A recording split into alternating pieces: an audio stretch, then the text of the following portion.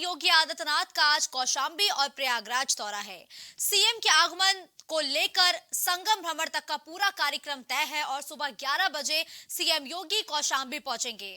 फिर महेश्वरी प्रसाद intermediate college भी जाएंगे, जहां देवेंद्र नाथ श्रीवास्तव के स्मृति दिवस कार्यक्रम में सीएम योगी आदित्यनाथ शामिल होंगे, जिसके बाद मुख्यमंत्री कौशाम्बी से प्रयागराज के लिए रवाना हो जाएंगे, जहां मुख्यमंत्री माघ मेले के लिए हो रहे कार्यों का जायजा लेंगे। वहीं संगम नोस पर गंगा जल आचमन भी करेंगे। तकरीबन 2:30 बजे का वो समय होगा जब सीएम योगी आदित्यनाथ मेला प्राधिकरण कार्यालय में अधिकारियों के साथ बैठक करेंगे। साथ ही माघ मेला 2024 और महाकुंभ 2025 के कार्यों की समीक्षा करेंगे। वहीं 3:30 बजे सूबेदारगंज स्थित प्रस्तावित फ्लाईओवर का निरीक्षण किया जाएगा और एयरपोर्ट रोड का भी सीएम योगी आदित्यनाथ स्थलीय निरीक्षण करेंगे। तो सूबे के मुखिया सीएम योगी आदित्यनाथ आज प्रयागराज दौरे पर जा रहे हैं। इसके साथ ही सीएम आज कौशाम्बी में भी मौजूद रहेंगे, जहां सीएम योगी आदित्यनाथ विकास कार्यों का स्थलीय निरीक्षण करते हुए नजर आएंगे। और आपको बताते चले कि प्रयागराज में माघ मेले और 2024 में होने वाला जो माघ मेला है, इसके साथ ही साथ 2025 के महाकुंभ का स्थलीय निरीक्षण करते हुए सीएम योगी आदित्यनाथ नजर आएंगे। तो सीएम योगी आदित्यनाथ आज प्रयागराज के साथ ही कौशाम्बी दौरे पर रहेंगे, जहां कई कार्यक्रम प्रस्तावित है। इस दौरान संगम नगरी में सीएम योगी आदित्यनाथ एक समीक्षा बैठक करते हुए नजर आएंगे।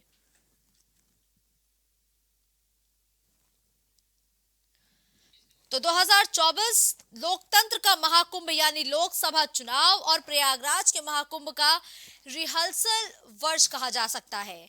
माघ मेला 2024 को यूपी की योगी सरकार 2025 में संगम पर लगने वाले महाकुंभ का रिहर्सल मांग रही है और यही कारण है कि खुद सीएम योगी आदित्यनाथ इस बार कुंभ की तैयारियों की समीक्षा कर रहे हैं। वीडियो कॉन्फ्रेंसिंग में अधिकारी तो उन्हें समझा ले जाते हैं, पर बुधवार को वो खुद तैयारियों की समीक्षा यानी कि आज वो खुद तैयारियों की समीक्षा करते हुए नजर आएंगे। पवन, इस खबर पर ज्यादा जानकारी के लिए इस वक्त हमारे साथ लाइव जुड़ चुके हैं। पवन, देखिए आज सूबे के मुखिया सीएम योगी आदित्यनाथ संगम नगरी प्रयागराज पहुंचेंगे, क्या कुछ कार्यक्रम उनके प्रस्तावित किए गए हैं? जी बिल्कुल मुस्कान, देखिए आज संगम नगरी प्रयागराज में सूबे के मुखिया योगी आदित्यनाथ का आगमन है और मुख्यमंत्री योगी आदित्यनाथ इस समय जो चल रहा है माघ मेले की तैयारियां है उस पर समीक्षा बैठक करेंगे। और सबसे बड़ी बात है कि जिस तरीके से प्रदेश सरकार ने आगामी 2025 में जो आने वाला महाकुंभ है उसको लेकर दिव्य और भव्य बनाने की जो तैयारी है वो साफ तौर पर की जा रही है। तो ऐसे में मुख्यमंत्री योगी आदित्यनाथ आज प्रयागराज में आएंगे और माघ मेला की तैयारियों सहित आगामी 2025 महाकुंभ की जो विकास कार्य है उसकी समीक्षा बैठक करेंगे।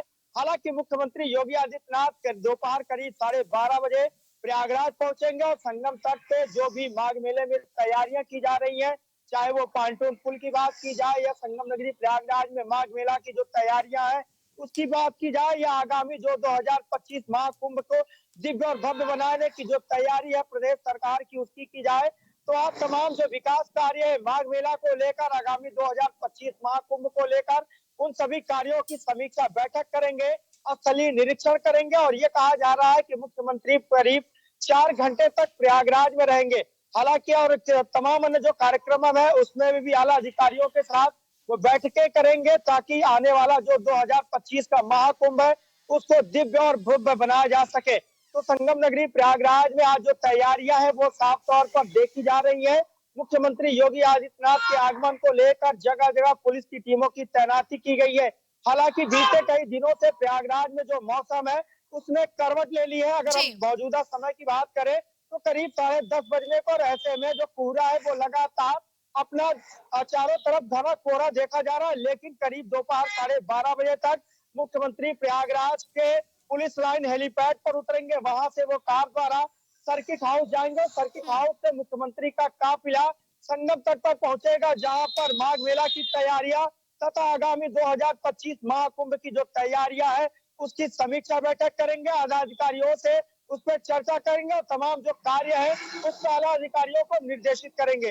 जी मुस्कान। बिल्कुल। देखिए पवन, जैसे कि लगातार हम जिक्र कर रहे हैं कि माघ मेले के साथ ही 2025 में होने वाले महाकुंभ का स्थलीय निरीक्षण करते हुए आज सीएम योगी आदित्यनाथ नजर आएंगे। लेकिन देखिए पवन, जिस तरीके से लगातार सीएम योगी आदित्यनाथ सक्रिय है, क्या माघ मेले को 2025 में होने वाले महाकुंभ से पहले एक रिहर्सल समझा जाए क्या? जी बिल्कुल, जिस तरीके से बीते दिनों पहले डिप्टी सीएम केशव प्रसाद मौर्य प्रयागराज दौरे पर आए थे, उन्होंने साफ तौर पे प्रेस वार्ता के दौरान कहा था कि आने वाला जो 2025 का जो महाकुंभ है उसको दिव्य और भव्य बनाया जाएगा और इस बार 2024 में ये जो माघ मेला किया जा रहा है, इसको 2025 महाकुंभ को रिहर्सल के तौर पर किया जाएगा ताकि 2025 के महाकुंभ को और दिव्य तथा भव्य बनाया जाए। हालांकि ये सबसे ज्यादा भी इसमें ये भी जरूरी है कि हम बीते 2019 की चर्चा जरूर करेंगे बिल्कुल। क्योंकि तब भी उत्तर प्रदेश सरकार में योगी सरकार थी और 2019 में प्रयागराज में दिव्य और भव्य महाकुंभ का आयोजन किया गया था जिसमें विश्व के कोने कोने से करीब 23 करोड़ श्रद्धालु आए थे। गंगा यमुना अदृश्य सरस्वती के आस्था के संगम में आस्था की डुबकी लगाकर सकुशल अपने घरों को लौटे थे और उस 2019 के कुंभ की चर्चा पूरे विश्व भर में थी। ऐसे में आगामी जब 2025 का महाकुंभ है उसको प्रदेश सरकार द्वारा आला अधिकारियों को निर्देशित किया गया है कि 2025 के महाकुंभ को उससे भी ज्यादा दिव्य और भव्य बनाया जाए ताकि पूरे विश्व के पटल पर संगम नगरी प्रयागराज के इस दिव्य जी। महाकुंभ का जो है चर्चा वो की जाए और निश्चित रूप से इन तैयारियों को लेकर उन तैयारियों की समीक्षा बैठक को लेकर मुख्यमंत्री का आज प्रयागराज दौरा है। ऐसे में तमाम जो आला बिल्कुल ठीक अधिकारी कहा है वो पवन। देखिए, जब 2019 का महाकुंभ हुआ था तो उसके बाद जितने भी चुनाव हुए, कुंभ की जो सफलता है, किस तरीके से शांतिपूर्ण तरीके से कुंभ संपन्न हुआ, इसको लेकर भी जोर शोर से मंचों से जो नेता है वो ये बात कहते हुए नजर आए थे। अब तो 2024 का चुनाव नजदीक है, क्या एक बार महाकुंभ चुनावी नतीजों में बड़ा परिवर्तन कर सकता है क्या? जी बिल्कुल मुस्कान, देखिए जिस तरीके से अगर हम मौजूदा समय की बात करें तो आगामी 2024 का जो लोकसभा चुनाव है उसकी तिथियां जो है, हालांकि उसकी आधिकारिक अभी तक घोषणा नहीं हुई है, लेकिन जो अगर जमीनी स्तर की बात करें तो जितने भी राजनीतिक दल है वो लगातार कहीं न कहीं अपने जमीन बना रहे हैं, लगातार तैयारियों में जुटे हुए हैं। तो निश्चित रूप से 2024 का ये जो माघ मेले का आयोजन है 2025 के महाकुंभ के रिहर्सल के तौर पर किया जा रहा है। तो कहीं न कहीं एक ये भी देखा जाए कि आगामी 2024 का जो लोकसभा चुनाव है उसमें भी मुख्यमंत्री का ये दौरा है वो महत्वपूर्ण साबित हो सकता है। लेकिन जिस तरीके से अभी तक आधिकारिक जो बातें सामने आई है उसमें ये देखा जा रहा है कि मुख्यमंत्री योगी आदित्यनाथ का दौरा माघ मेले को सही तरीके से संपन्न कराने को, साफ स्वच्छ तरीके से माघ मेला का जो है आयोजन हो उसका हो और आगामी जो 2025 का महाकुंभ है वो दिव्य और भव्य बनाया जा सके, जिसके तहत मुख्यमंत्री योगी आदित्यनाथ आज प्रयागराज के दौरे पर है आला बिल्कुल अधिकारियों ठीक से। है, धन्यवाद पवन इस खबर पर हमारे साथ जुड़ने के लिए।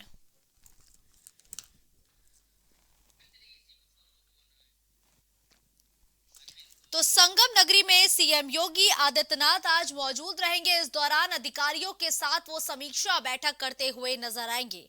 तो लोकतंत्र का महाकुंभ यानी कि लोकसभा चुनाव और प्रयागराज के महाकुंभ का एक रिहर्सल वर्ष भी कहा जा सकता है और इसी कड़ी में सीएम योगी आदित्यनाथ आज तैयारियों का स्थलीय निरीक्षण करते हुए भी नजर आएंगे, जिसके लिए खुद सीएम योगी आदित्यनाथ आज संगम नगरी प्रयागराज पहुंचेंगे। वीडियो कॉन्फ्रेंसिंग के जरिए अधिकारी तो लगातार उन्हें समझा ही रहे हैं, लेकिन अब वो खुद जमीनी स्तर पर उतरकर तैयारियों का जायजा लेंगे, जांच पड़ताल करते हुए नजर आएंगे।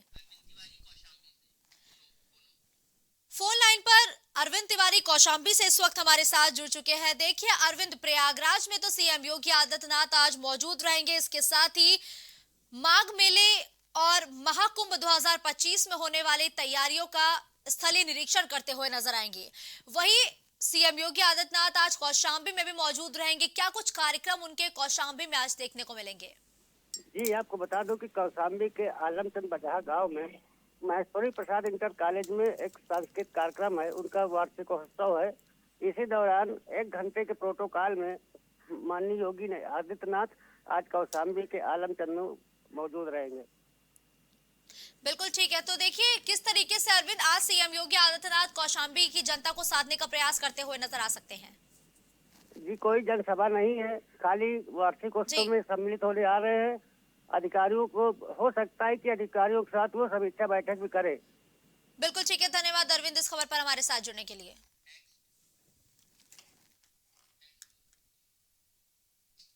लोकसभा चुनाव को लेकर बीजेपी ने तैयारियां तेज कर दी हैं। अब की बार 400 के पार नारे के साथ 2024 की तैयारी को लेकर बीजेपी की आज लखनऊ में बड़ी और अहम बैठक होने वाली है। इस बैठक के लिए पार्टी के सभी जिला अध्यक्षों को बुलाया गया है, साथ ही सभी क्षेत्रीय अध्यक्ष भी बैठक में शामिल होंगे। इसके अलावा सभी प्रदेश के पदाधिकारी, सभी जिला प्रभारी, सभी मोर्चों के पदाधिकारी भी इस बड़ी बैठक में शामिल होने वाले हैं और ये मीटिंग लखनऊ में पार्टी कार्यालय पर होगी। प्रदेश अध्यक्ष भूपेंद्र चौधरी, महामंत्री संगठन धर्मपाल सिंह इस बैठक में मौजूद रहेंगे। तो मिशन 24 में भारतीय जनता पार्टी लगातार सक्रिय हो चुकी है। इसी कड़ी में आज भूपेंद्र सिंह चौधरी की अध्यक्षता में बीजेपी कार्यालय पर बड़ी और अहम बैठक होनी है। इस दौरान सभी जिला प्रभारियों, जिला अध्यक्षों को इस बैठक में बुलाया गया है और 2024 का खाका किस तरीके से खींचा जाए, इस पर भी आज मंथन होगा।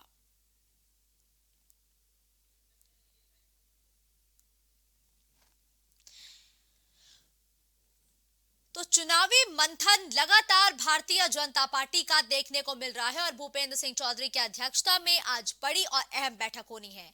चुनाव की तैयारियों पर चर्चा की जाएगी, क्योंकि मिशन 80 का लक्ष्य लिए इस बार भारतीय जनता पार्टी यूपी में सक्रिय है। जमीनी स्तर पर लगातार काम करती हुई बीजेपी नजर आ रही है।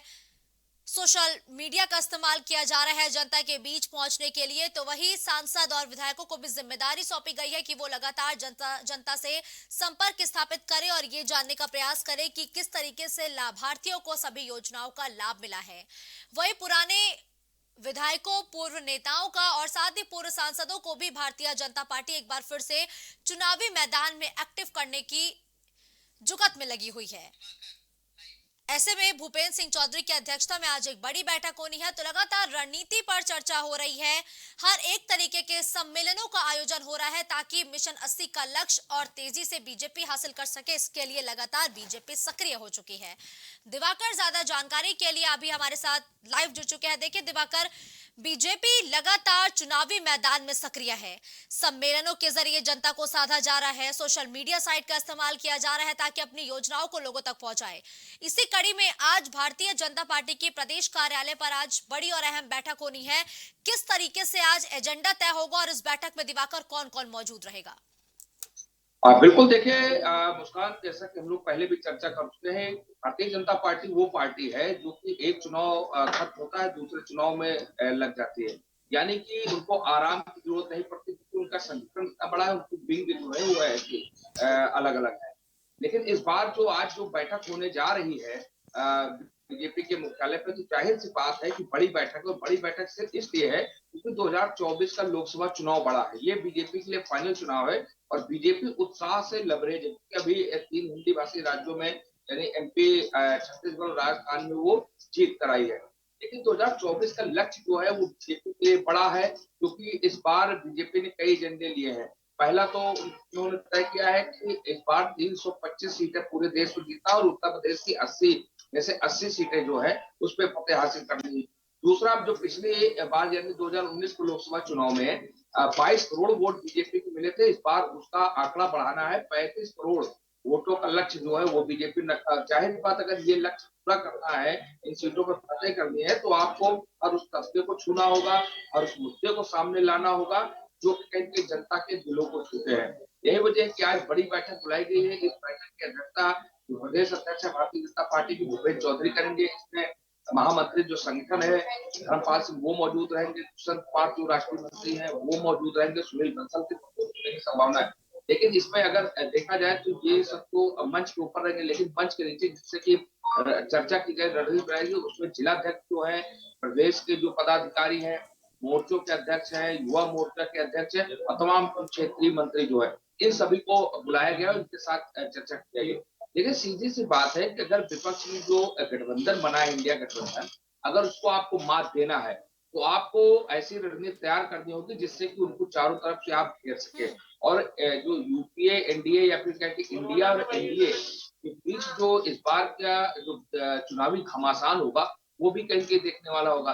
लेकिन बीजेपी के बारे में एक चीज और है कि बीजेपी ये बैठकें तो कर रही है, लगातार बैठकें बीजेपी करती रहती है, लेकिन उसने पहले से ही कहीं जमीन मजबूत कर दी है। और सबसे बड़ी चर्चा आज इस बात की होगी कि किस तरीके से राम मंदिर का जो मुद्दा है उसको भुनाया जाए। जो रामलला की प्राण प्रतिष्ठा हो रही है उसको किस तरीके से बड़ा किया जाए और कैसे जनता तक उसको जनता के बीच में उसको ले जाया जाए जिससे कि बीजेपी को फायदा हो सके। इन सब चीजों पर चर्चा होगी। बिल्कुल दिवाकर, देखिए राम मंदिर तो लगातार मुद्दा बनेगा ही, क्योंकि 22 जनवरी को जब ये जनता को समर्पित किया जाएगा तो लाजमी है कि भारतीय जनता पार्टी हर मंच से इस मुद्दे को उठाती हुई नजर आएगी।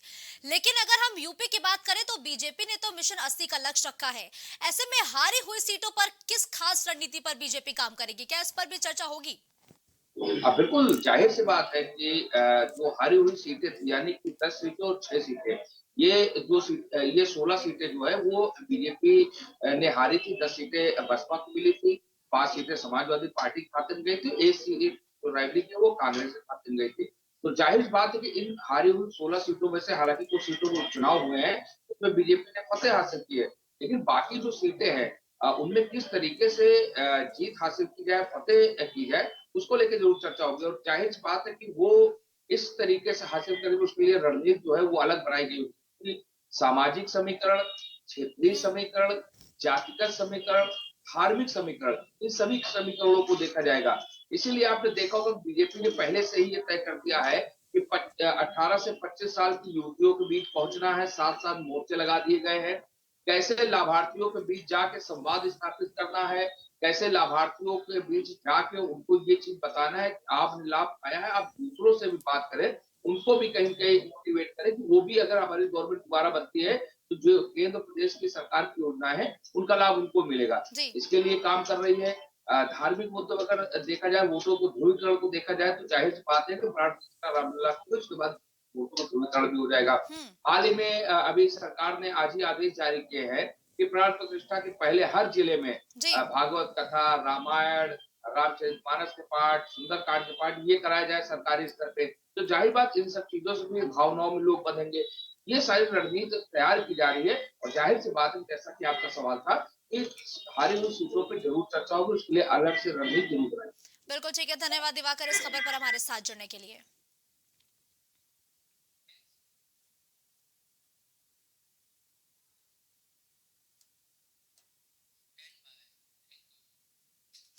अयोध्या में बना भव्य राम मंदिर देश और दुनिया में चर्चा में लगातार बना हुआ है।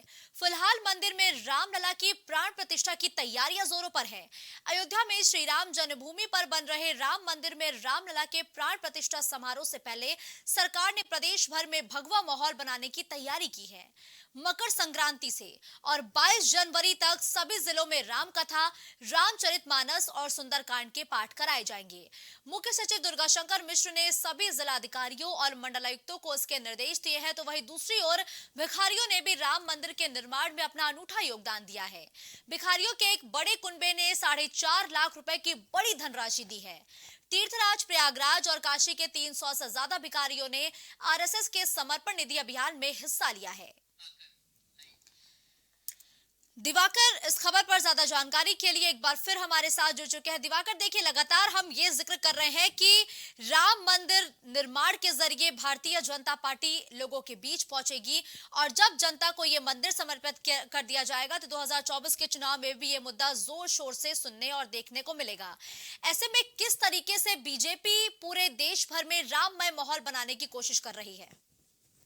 बिल्कुल, देखिए बीजेपी जानती है कि उसका कई दशकों से राम मंदिर का मुद्दा रहा है और अब जबकि बीजेपी उसमें सफल हो गई है, सुप्रीम कोर्ट का फैसला आ गया था और उसके बाद राम मंदिर का निर्माण शुरू हुआ था और अब वो निर्माण पूरा होने कगार पे और 22 जनवरी की तारीख निश्चित कर दी गई है कि भगवान राम का जो प्राण प्रतिष्ठा है वो होनी है। तो जाहिर बात है कि बीजेपी हर तरीके हर बार की माने इस बार भी इस कार्यक्रम को इवेंट के तौर पे मनाएगी और कहीं पे इवेंट के तौर पे मनाने के साथ-साथ वो ये कोशिश करेगी कि 2024 का लोकसभा चुनाव भी इसके सहारे लड़ दिया जाए और जीत दिया जाए।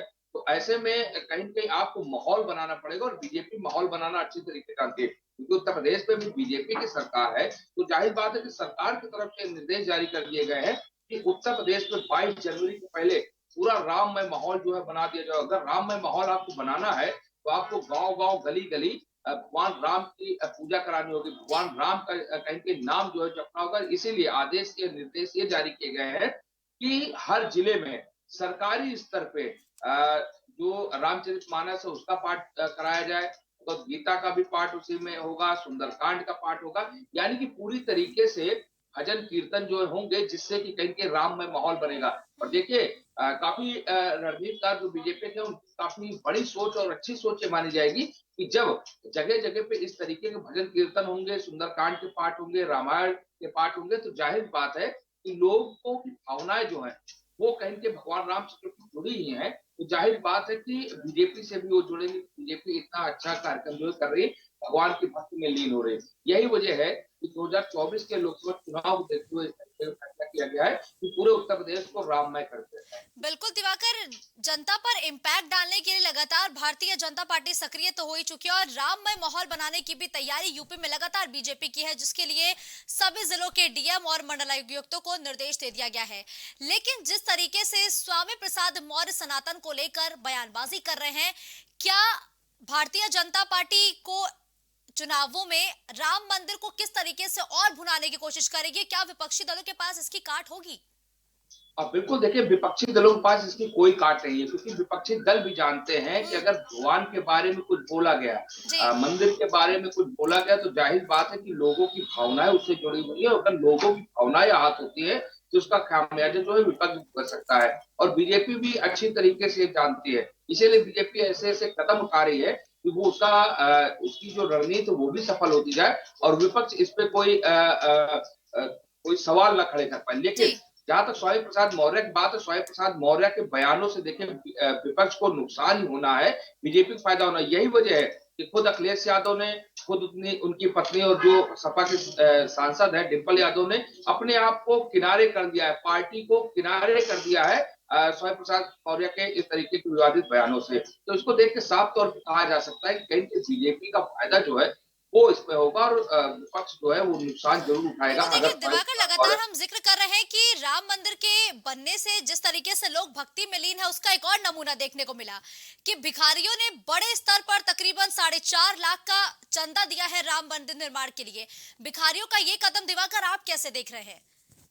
अब बिल्कुल देखिए, ये एक अनूठा कदम है, अपने आप में एक ये बड़ी खबर कही जाएगी कि जो लोग दूसरों के सामने अपना पेट भरने के लिए हाथ फैलाते हैं, उन्होंने भगवान राम के मंदिर के लिए और उसकी अच्छी सजावट के लिए, उसको अच्छा बनाने के लिए 4.5 लाख का चंदा जो है वो दिया है। और वो भी सिर्फ वाराणसी के भिखारियों ने, यानी कि पूरे प्रदेश के भिखारी नहीं, सिर्फ वाराणसी के भिखारियों ने। और इसका पूरा श्रेय आरएसएस को जाता है, क्योंकि आरएसएस इस तरीके के कार्यक्रम चला रही है जिससे कैसे लोग जुड़ रहे हैं। अगर भिखारी किसी चीज को लेकर चंदा दे रहे हैं, यानी कि भगवान रामलला के मंदिर को लेकर, उसकी प्राण प्रतिष्ठा को लेकर चंदा दे रहे हैं, तो आप समझ सकते हैं मुस्कान कि किस स्तर तक जो राम मंदिर है वो लोगों के जहन में बसा हुआ है। और अगर इस स्तर तक जहन में बसा है, बिल्कुल ठीक कहा दिवाकर, क्योंकि दशकों का एक लंबा इंतजार किया है लोगों ने कि भगवान राम वापस अपने घर में आए। और लाजमी है कि जब भगवान रामलला अपने घर पे विराजमान होंगे तो उसके लिए लोग कोई भी कोर कसर नहीं छोड़ना चाह रहे हैं। धन्यवाद इस खबर पर हमारे साथ जुड़ने के लिए दिवाकर।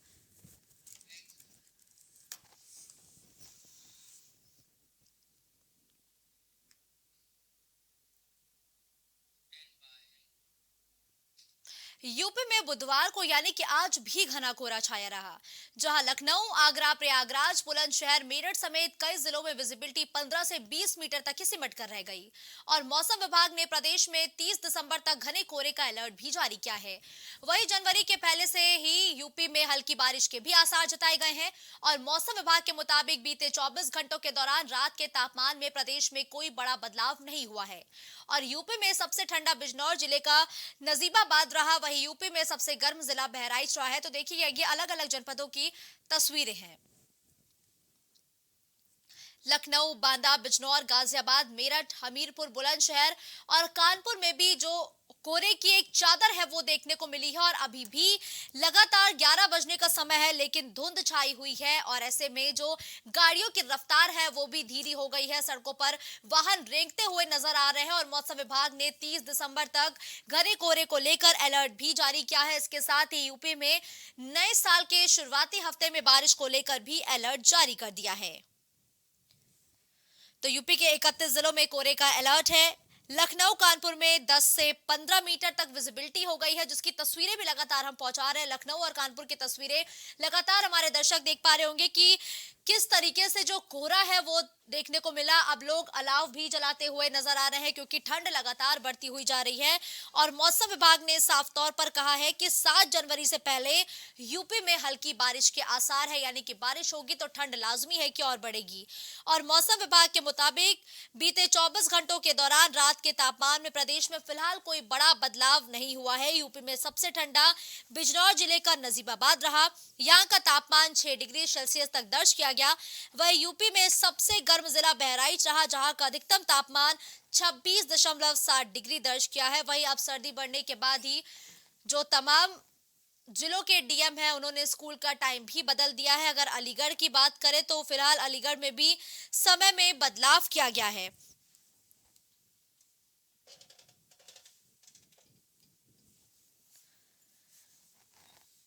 तो देखिए, मौसम की मार अब लोगों पर पड़ती हुई नजर आ रही है।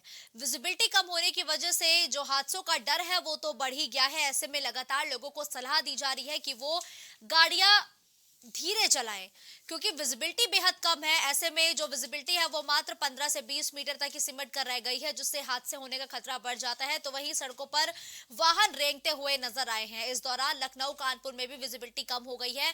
और ये देखिए, 8 अलग अलग जनपदों की तस्वीरें हैं कि किस तरीके से आज धुंध और कोहरे की वजह से लोगों को परेशानियों का सामना भी उठाना पड़ रहा है। लेकिन मौसम विभाग के मुताबिक अब से 31 दिसंबर तक धुंध और कोहरे की चादर ऐसे ही देखने को मिल सकती है।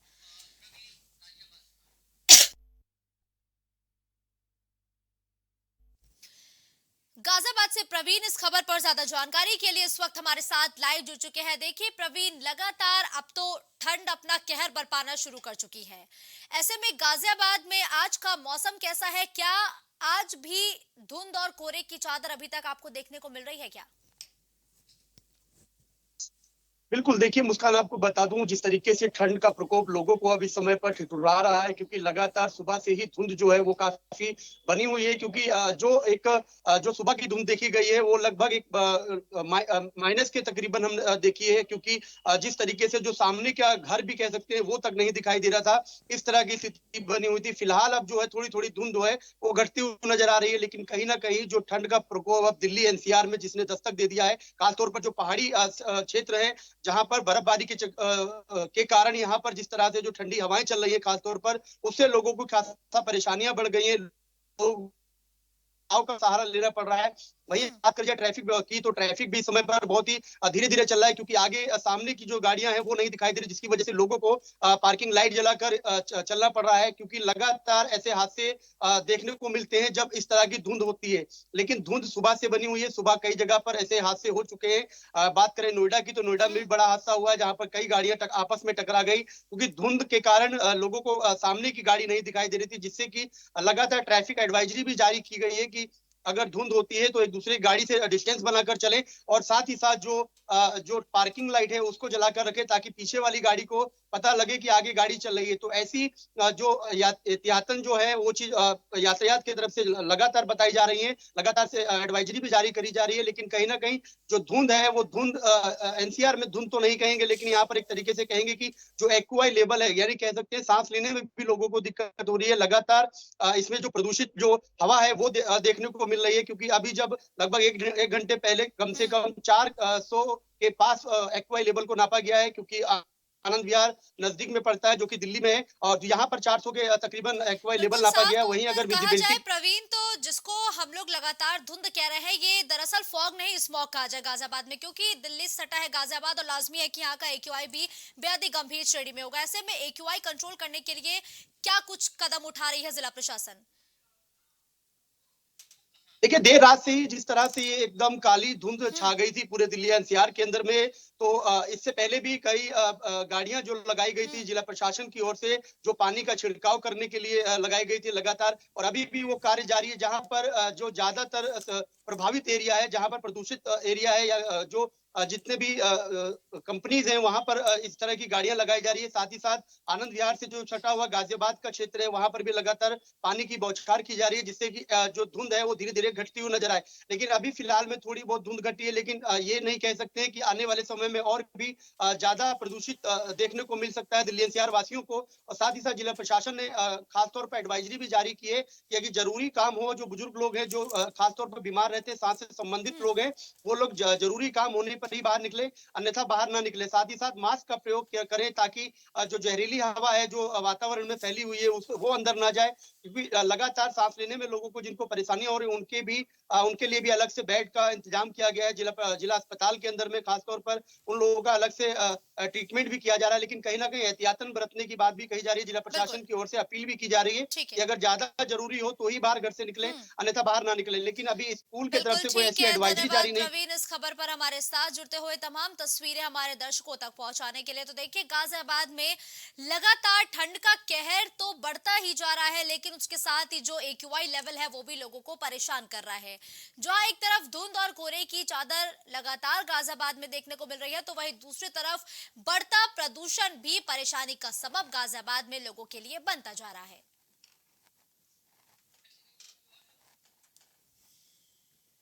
तो यूपी के 31 जिलों में कोहरे को लेकर अलर्ट जारी कर दिया गया है और विजिबिलिटी भी आज काफी कम नजर आई है, जिसको लेके लगातार अपील की जा रही है कि लोग वाहन धीरे चलाएं, क्योंकि रफ्तार का भी कहर लगातार देखने को मिल रहा है। वही जिस तरीके से प्रवीण ने जिक्र किया कि गाजियाबाद में तो सड़क हादसे भी हुए हैं जहां कई गाड़ियों की आपस में टक्कर हो चुकी है, तो ऐसे में लगातार अपील की जा रही है लोगों से कि वो सड़कों पर वाहन धीरे चलाएं, क्योंकि विजिबिलिटी बेहद कम है। 15 से 20 मीटर तक की विजिबिलिटी सिमट के रह गई है और मौसम विभाग के मुताबिक अगले कुछ दिनों तक धुंध और कोहरे की चादर पूरे प्रदेश भर में ऐसे ही देखने को मिलेगी, जबकि 7 जनवरी से पहले यूपी में हल्की फुल्की बारिश होने के भी आसार हैं। तो ताजनगरी आगरा से जीशान इस वक्त हमारे साथ जुड़ चुके हैं। जीशान, देखिए, तकरीबन 11 बजे का समय हो चुका है और यूपी के 31 जिलों में धुंध और कोहरे की चादर देखने को मिल रही है। गाजियाबाद का तापमान कैसा है?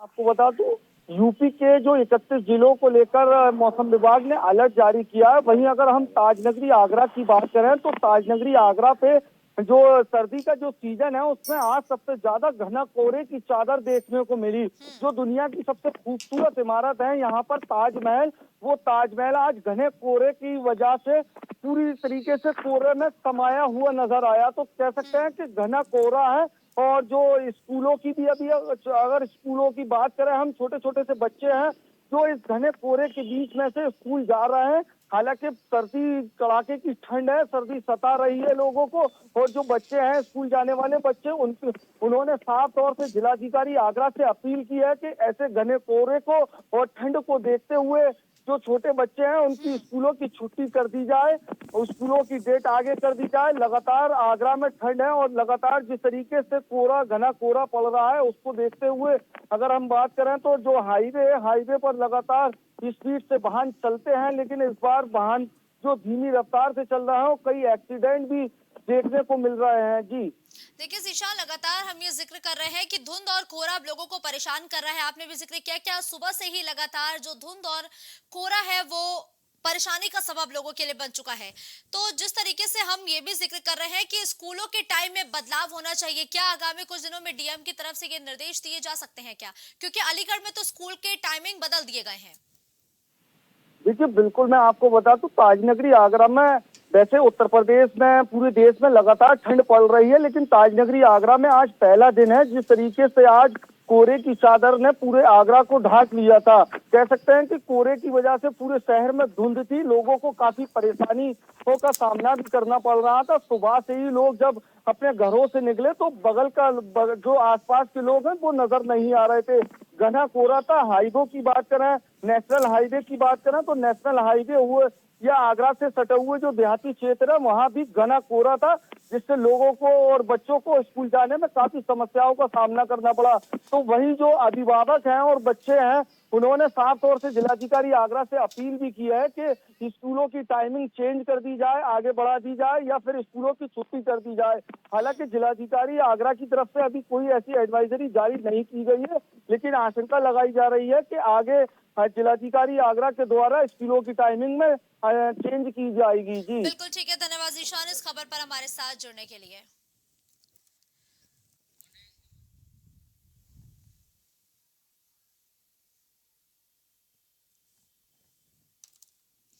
तो यूपी में आज भी घना कोहरा देखने को मिल रहा है। लखनऊ, आगरा, प्रयागराज, कानपुर समेत कई शहरों में विजिबिलिटी 15 से 20 मीटर तक ही देखने को मिली है और मौसम विभाग ने प्रदेश में 30 दिसंबर तक घने कोहरे का अलर्ट जारी किया है और जनवरी के पहले हफ्ते यानी कि 7 जनवरी से पहले यूपी में हल्के बारिश के भी आसार जताए गए हैं। लेकिन अब कोहरा और ठंड लोगों के लिए परेशानी बन चुका है। लोग अलाव जलाने को भी मजबूर नजर आ रहे हैं। इस दौरान सड़कों पर वाहन रेंगते हुए नजर आ रहे हैं, जबकि कई जिलों में तो डीएम के आदेश पर स्कूलों के टाइमों में भी बड़ा बदलाव कर दिया गया है। और मौसम विभाग के मुताबिक बीते 24 घंटे पर अगर हम गौर करें तो फिलहाल कोई तापमान में बड़ा परिवर्तन देखने को नहीं मिला है।